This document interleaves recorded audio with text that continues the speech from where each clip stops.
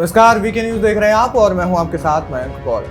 लोकसभा चुनाव के लिए महज कुछ ही दिन शेष हैं और ऐसे में राजनीतिक पार्टियों ने अपने उम्मीदवारों की घोषणाएं लगभग हर सीट पर कर दी है। इस बार का मुकाबला खासा अहम देखने को मिल रहा है। देश की मुख्य विपक्षी दल के रूप में कांग्रेस खड़ी है, जो कि अपने इतिहास के सबसे बुरे दौर से गुजर रही है। ऐसा हम इसलिए कह रहे हैं क्योंकि इस बार कांग्रेस अपने 75 सालों के इतिहास में सबसे कम सीटों पर लड़ रही है।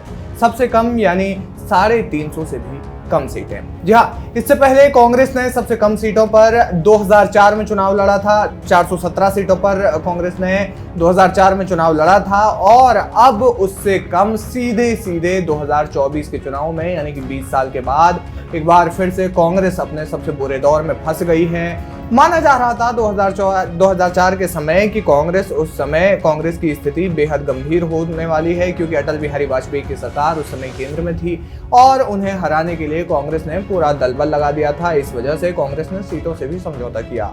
लेकिन अब मोदी सरकार जब केंद्र में है तो मोदी सरकार को हराने के लिए कांग्रेस ने एड़ी चोटी का जोर लगा दिया है और इसी वजह से राज्यों में कई बार प्रेशर पॉलिटिक्स का शिकार भी हुई है।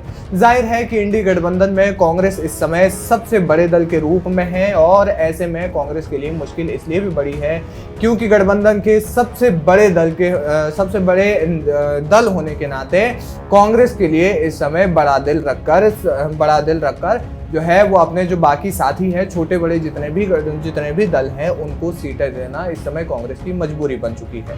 लेकिन ये इस घटना का एक पहलू है। दूसरा पहलू ये है कि कांग्रेस इस समय विधानसभाओं में अपनी सीटें लगातार गंवाती जा रही है, राज्यों में सरकार लगातार खोती जा रही है, जिसका नतीजा ये हो रहा है कि जो गठबंधन के अन्य दल हैं वो कांग्रेस पर प्रेशर बना रहे हैं। जाहिर है कि आरजेडी की बात की जाए, चाहे हम आम आदमी पार्टी की बात करें, चाहे हम टीएमसी की बात करें, जिनका अपने राज्य में जनाधार थोड़ा सा मजबूत है, बाकी राज्यों में ना। जैसे कि बिहार में आरजेडी का जनाधार थोड़ा सा मजबूत है, कांग्रेस बहुत बुरी स्थिति में है। ऐसे में बिहार में आरजेडी जो है जाहिर तौर पर कांग्रेस पर प्रेशर बनाएगी। वैसे ही आम आदमी पार्टी ने पंजाब में किया, अकेले चुनाव लड़ने का ऐलान किया। इसके अलावा टीएमसी ने बंगाल में ऐसा ही किया। तो इन दोनों पहलुओं को ध्यान में रखा जाए तो थोड़ा जो प्रेशर पॉलिटिक्स वाला जो पहलू है वो ज्यादा नजर आता है। लेकिन जिस तरीके से कांग्रेस माना जा रहा है कि इस बार महज 330 सीटों पर चुनाव लड़ सकती है, वहीं बीजेपी की बात की जाए तो बीजेपी इस बार 436 सीटों पर चुनाव लड़ सकती है और इसी बलबूते पर बीजेपी ये दावा कर रही है कि इस बार वो 370 सीटें ला सकते हैं। लेकिन सवाल ये है कि आखिर कांग्रेस इतने पीछे कैसे हट गई? क्या सिर्फ प्रेशर पॉलिटिक्स या फिर एक बड़ा दिल रखने वाली जो बात है वो सामने आती है? इसका जवाब है हाँ भी और नहीं भी। नहीं भी इसलिए क्योंकि हाँ का जवाब तो हम आपको दे चुके हैं, लेकिन नहीं भी इसलिए क्योंकि इसके अलावा एक और पहलू ये भी है कि कांग्रेस के पास योग्य उम्मीदवारों की खासी कमी है। यही कारण है कि उत्तर प्रदेश में बहुत ही ज्यादा सौदेबाजी करनी पड़ी है, बिहार में बहुत ज्यादा सौदेबाजी करनी पड़ी है। इसके अलावा तमिलनाडु में उनका जनाधार थोड़ा सा मजबूत था, वहां भी उनको सौदेबाजी करनी पड़ी है। यानी कि खुद कांग्रेस को बार बार हर एक सीट पर हर एक राज्य में लगभग झुकना ही पड़ा है। दिल्ली में भी उन्हें झुकना पड़ा। दिल्ली की 7 सीटों में से, क्योंकि इस वक्त आम आदमी पार्टी की सरकार है, तो ऐसे में 7 सीटों में से 3 सीटों पर कांग्रेस को संतोष करना पड़ा है। वहीं आम आदमी पार्टी ने जब पंजाब में अपना जनाधार मजबूत होता हुआ देखा कि एंटी इनकम्बेंसी जो फैक्टर है वो इतनी जल्दी तो नहीं आता। ऐसे में वहां पर आम आदमी पार्टी ने सभी सीटों पर अकेले चुनाव लड़ने का फैसला किया।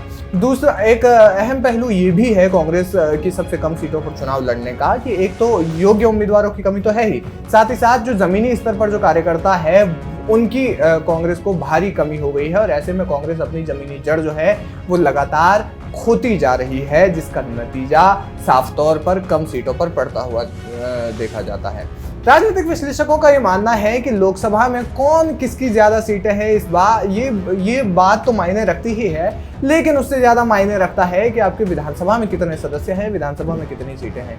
क्योंकि अगर विधायक दल आपका मजबूत है, आपकी राज्यों में सरकारें हैं, तो जाहिर है कि आपका जमीनी जुड़ाव जो है वो कार्यकर्ताओं के साथ थोड़ा सा ज्यादा बेहतर है, जनता के साथ आपका जमीनी जुड़ाव थोड़ा सा मजबूत है और कांग्रेस उसी अपने जमीनी जुड़ाव को खो चुकी है। अब ऐसे में जिस 330 सीटों पर कांग्रेस चुनाव चुनाव लड़ सकती है। 330 सीटों के आसपास का ये जो आंकड़ा है बताया जा रहा है, और ये खबर पड़े जाने तक कांग्रेस ने अब तक महज 266 सीटों पर ही उम्मीदवारों की घोषणा की है।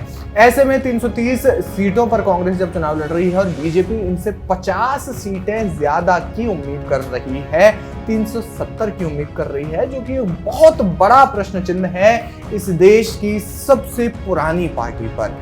ऐसे में कांग्रेस जो है बीजेपी को कैसे हरा पाएगी, एनडीए को कैसे हरा पाएगी, ये एक बड़ा सवाल यहाँ पर निकल कर आता है। आपको क्या कुछ लगता है इस पर हमें कमेंट करके जरूर बताएं।